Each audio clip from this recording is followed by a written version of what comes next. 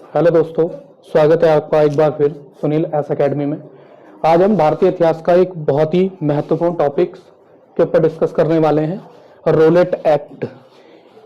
Roulette act के आज हम विषय पर चर्चा करेंगे और इसे विस्तार से जानेंगे कि रोलेट एक्ट में क्या क्या महत्वपूर्ण तथ्य छुपे हुए हैं। सबसे पहले रोलेट एक्ट की बात करें तो इसमें अध्यक्ष की अगर हम बात करें तो सिडनी रॉलेट की अध्यक्षता में एक एक्ट बनाया गया, एक नियम कानून बनाया गया जिसको रोलेट एक्ट के नाम से जाना जाता है। भारतीय लोगों ने इसका बहुत ही कट्टरता से विरोध किया और जैसा आप जानते हैं कि इसमें रोलेट एक्ट में क्या था कि भारतीय द्वारा इसे एक नारे के रूप में प्रस्तुत किया गया, बिना अपील, बिना दलील, बिना वकील का काला कानून। बिना अपील, बिना दलील और बिना वकील का काला कानून इसे इसलिए कहा गया क्योंकि इसके तहत किसी भी व्यक्ति को उठाकर जेल में डाल दिया जाता था, जिसमें उससे ये नहीं पूछा, अगर व्यक्ति ये नहीं पूछ सकता था कि मैंने क्या जुर्म किया है, किसी भी प्रकार की कोई दलील इसमें पेश नहीं की जाएगी। अगर उसको बंदी बना लिया गया है तो वो दलील नहीं देगा और किसी प्रकार की कोई अपील नहीं कर सकता और अपनी रिहाई के लिए किसी प्रकार का कोई भी वकील नहीं कर सकता। आप अगर वर्तमान परिप्रेक्ष्य में इसकी बात करें तो आप देखेंगे कि हमारे भारतीय संविधान ने हमें एक रेट प्रोवाइड की है जो है बंदी प्रत्यक्षीकरण। तो वर्तमान समय में ऐसा नहीं होता है कि कोई भी पुलिस आकर के आपको क्या कर ले, सीधे गिरफ्तार कर ले। अगर आपको वो गिरफ्तार करती है तो उसके लिए उसको पहले रीजन बताना होगा और आपका भी फर्ज बनता है कि आप उससे पूछेंगे कि मुझे अगर गिरफ्तार किया जा रहा है तो किस बिहाफ पे गिरफ्तार किया जा रहा है, मेरा दोष क्या है, उसके बाद ही आप मुझे क्या कर सकते हैं, गिरफ्तार कर सकते हैं। लेकिन रोलेट एक्ट में ऐसा नहीं था। रोलेट एक्ट में जो ब्रिटिश सेना थी, ब्रिटिश सेना कभी भी किसी भी व्यक्ति से ये नहीं पूछती थी कि आपको इस जुर्म में गिरफ्तार किया जाता है, वो डायरेक्टली उसको पकड़ लिया करते थे। लेकिन आज तो आपके पास बंदी प्रत्यक्षीकरण एक रेट है जिसके आधार पर आपको किसी अपनी बात को रखने का पूर्ण अधिकार है। समय अवधि की बात करें तो समय अवधि इसकी 2 साल थी। 2 साल तक ये लागू रहा। विरोध संपूर्ण भारत में इसका विरोध किया गया। 1915 में एक बहावी नेता की भारत में एंट्री होती है जिन्हें हम महात्मा गांधी के नाम से जानते हैं। और आप जानते हैं कि 1915 में जब महात्मा गांधी भारत आए थे तो उन्होंने भारत में आते ही देखा कि जो ब्रिटेन की कानून व्यवस्था है वो कहीं ना कहीं ब्रिटेन में जो नियम चलते हैं वो नियम का बिल्कुल विपरीत हमें भारत में देखने को मिल रहा है। ब्रिटेन में जो नियम कानून वहां की सरकार गवर्नमेंट लागू करती थी उसका कुछ भी अंश हमें भारत में देखने को नहीं मिलता है। भारत में सारे कानून जो हैं वो विपरीत ही देखने को मिल रहे हैं। और आपने देखा कि भारत में जब गांधी जी का आवागमन हुआ 1915 में, ये अपनी बैरिस्ट्री की पढ़ाई करके ब्रिटेन से भारत आए और इन्होंने देखा कि अंग्रेजों द्वारा भारतीय समाज और संपूर्ण भारत पर अत्याचार कर रहे हैं और ये जो नियम कानून भारत के अंदर लागू कर रहे हैं वो कहीं ना कहीं अनुचित हैं ब्रिटेन की अपेक्षा। सबसे पहले उन्होंने, आप देखेंगे कि चंपारण में आंदोलन किया जो कि इनका वो आंदोलन सफल रहा। उसके बाद इन्होंने खेड़ा सत्याग्रह किया जो कि सफल रहा और भी इन्होंने बहुत सारे आंदोलन चलाए जो पूर्ण रूप से सफल रहे।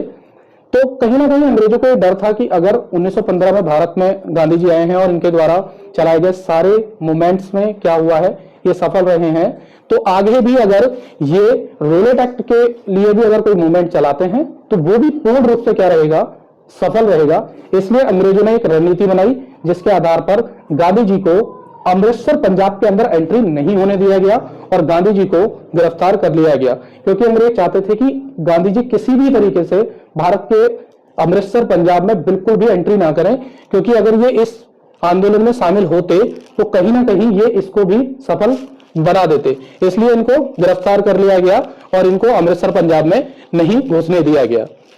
6 अप्रैल 1919 को गांधी जी द्वारा संपूर्ण भारत में देशव्यापी हड़ताल का आयोजन किया गया। इसमें संपूर्ण भारत ने बढ़ चढ़कर हिस्सा लिया और गांधी जी का देशव्यापी हड़ताल यहां पर हुई। उसके बाद आप देखेंगे कि ये जो इतिहास है क्रम अनुसार चल रहा है। 6 अप्रैल के बाद 6 अप्रैल 1919 को संपूर्ण भारत में देशव्यापी आंदोलन चल रहा है। 9 अप्रैल को एक घटना होती है जिसमें भारत के दो मुख्य लीडर जो कि रोलेट एक्ट के विरोध में प्रदर्शन कर रहे थे उनको गिरफ्तार किया गया। उसमें पहला नाम आपको देखने मिलेगा सत्यपाल और दूसरा नाम है हमारा सैफुद्दीन किचलू। ये बहुत ही प्रभावी नेता थे जिनके द्वारा रोलेट एक्ट को पूर्ण रूप से खारिज करने में बहुत बड़ा योगदान रहता।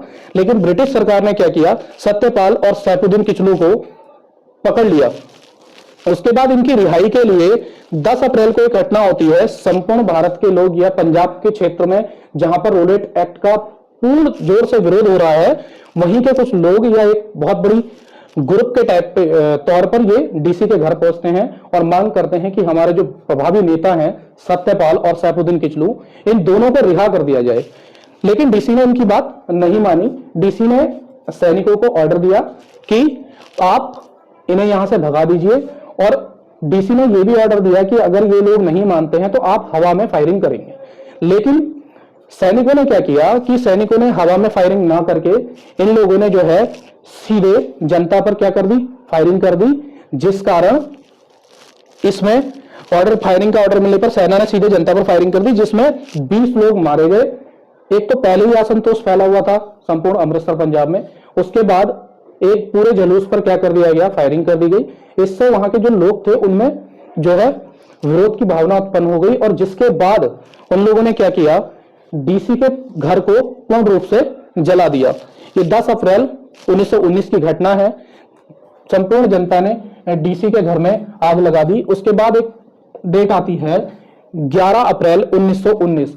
मिशनरी स्कूल की एक टीचर थी जो अपने स्कूल को क्लोज करके और एक छोटे से रास्ते से अपने घर को जा रही थी, तो इसी बीच कुछ भारतीयों ने उस पर हमला किया, उसके साथ गलत व्यवहार किया, जिसका पता अंग्रेजों को लगने के बाद उन्होंने कहा कि अब तो मर्यादा जो है वो अपने चरम पर आ चुकी है, और इन्होंने कहीं ना कहीं, चाहे महिला भारत की हो या किसी भी देश की, महिला का सम्मान बहुत जरूरी है। तो इन्होंने क्या किया, 13 अप्रैल 1919 को पूरे अमृतसर पंजाब में मार्शल लॉ लगा दिया।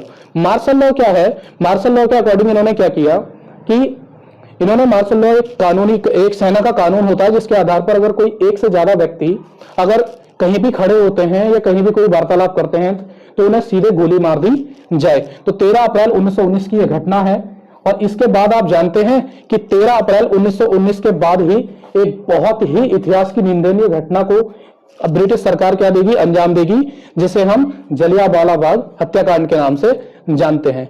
तो दोस्तों, अभी हम सिर्फ रॉलेट एक्ट के बारे में हमने जाना और संपूर्ण जानकारी हमने आपको प्रोवाइड कराई। सुनील एस एकेडमी को सब्सक्राइब कीजिए, लाइक कीजिए एंड शेयर कीजिए। मिलते हैं आपसे नेक्स्ट वीडियो में।